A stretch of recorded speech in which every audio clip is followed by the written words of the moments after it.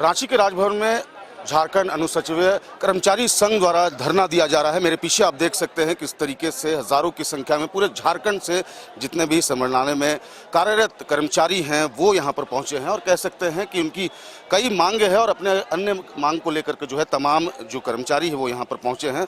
जानेंगे सबसे पहले कि मुख्य मांगे आप लोग क्या है। देखिए, समाहरणालय अंतर्गत हम लोग कई कैडर के लोग काम कर रहे हैं। पहले तो हमारे लिपिक संवर्ग के लोग हैं जिससे हम लोग बिलोंग्स करते हैं। इसके अलावा आउटसोर्स के कर्मी हैं, अनुबंध के कर्मी हैं और चतुर्थ वर्ग के कर्मी हैं। हम लोगों ने सम्मिलित रूप से जो है 9 सूत्री मांग रखी है और सभी के लिए है उसमें मांग। मुख्य मांग ये है और सब ऐसी मांग है जो जायज है। अब जैसे हमारी मांग ये है कि हमारे यहाँ जो एलडीसी कार्यरत हैं उनका वेतनमान 2400 ग्रेड पे किया जाए मिनिमम। कारण क्या है? कारण ये है कि सभी राज्यों में लगभग भारत के उनका वेतनमान में बढ़ोतरी कर दी गई है, लेकिन झारखंड ही एक ऐसा राज्य है जहां इस तरह की बढ़ोतरी नहीं हुई है। और ये मांग हम लोग 10 साल से करते आ रहे हैं। सरकार इस पर कोई संज्ञान नहीं ले रही है। अब हम लोगों ने निश्चय किया है कि नहीं, अब जो है ये हम लोगों के सर के ऊपर से पानी बह रहा है। अब अगर हम लोग नहीं अगर इस पर सरकार के ऊपर संज्ञान में लाते हैं तो इसका समाधान नहीं निकल पाएगा। तो पहले ये है कि 2400 ग्रेड पे किया जाए एलडीसी का और तदनुरूप सभी ऊपर के जो पद हैं उसके वेतनमान में संशोधन किया जाए।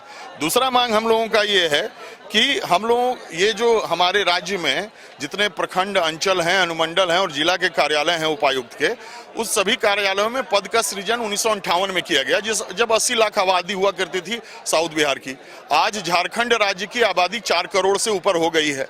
अब वही पद पर हम लोग काम कर रहे हैं, उसमें भी ये पूरी बहाली नहीं हुई है। हमारा डिमांड यह है कि पद सृजन किया जाए, जनसंख्या के अनुरूप किया जाए, पदों की संख्या बढ़ाई जाए जिससे कि कार्य दबाव कम हो लोगों के ऊपर, जनता का काम आसानी से हो और नए रोजगार का भी सृजन हो। और सरकार ने उसके लिए नियमावली भी बनाई है, लेकिन उसका इम्प्लीमेंटेशन जो है सो सचिवालय स्तर से नहीं हो पा रहा है। तो उसका इम्प्लीमेंटेशन करें। जो हमारे कॉन्ट्रैक्ट कर्मी हैं उनको परमानेंट करें। पदें इतनी सारी रिक्त हैं, उनको कहीं भी एडजस्ट किया जा सकता है। सरकार को केवल पहल करने की आवश्यकता है। कुछ जगहों पर किया गया है, केवल वित्त विभाग के लोगों को किया गया है, बाकी सभी लोगों को ऐसे ही छोड़ दिया गया है। तो मेरा हम लोगों का डिमांड है कि उसको किया जाए। और सबसे बड़ी बात कि अब जब लाइफ एक्सपेक्टेंसी बढ़ रही है, हर तरह की लोगों को आपने दे दिया है 65 साल उम्र कर दिया है वार्धक्य सेवानिवृत्ति का, तो हमारे यहाँ भी हमारे कैडर के लोगों को भी 65 साल का जो है वार्धक्य सेवानिवृत्ति की आयु को बढ़ाया जाए।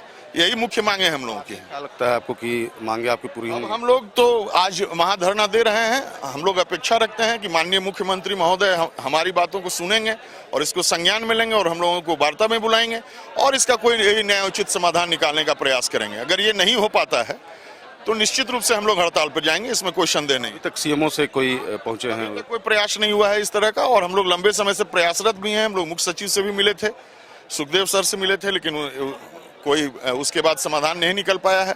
अभी की व्यवस्था में भी हम लोग अपनी मांग को रख रहे हैं, लेकिन कोई किसी तरह की कोई पहल नहीं है। अब देखते हैं कि आगे की क्या रणनीति है। रणनीति यही है कि अगर वार्ता के लिए हम लोग को बुलाया जाता है तो हम लोग सुनेंगे कि सरकार क्या कह रही है। हड़ताल तो आखिरी उपाय होता है जब कर्मचारी विवश हो जाता है। तो अगर उस तरह की स्थिति उत्पन्न होती है तो निश्चित रूप से हड़ताल में जाएंगे। तो अपनी विभिन्न मांगों को लेकर तमाम जो कर्मचारी वो यहाँ पर मौजूद है और उनका कहना है कि मुख्यमंत्री इनकी बातों को सुने और इनकी जो मांगे हैं उनकी मांगों को पूरा करे। प्रशांत मित्रा के साथ अंकुर सिन्हा, समाचार प्लस, रांची।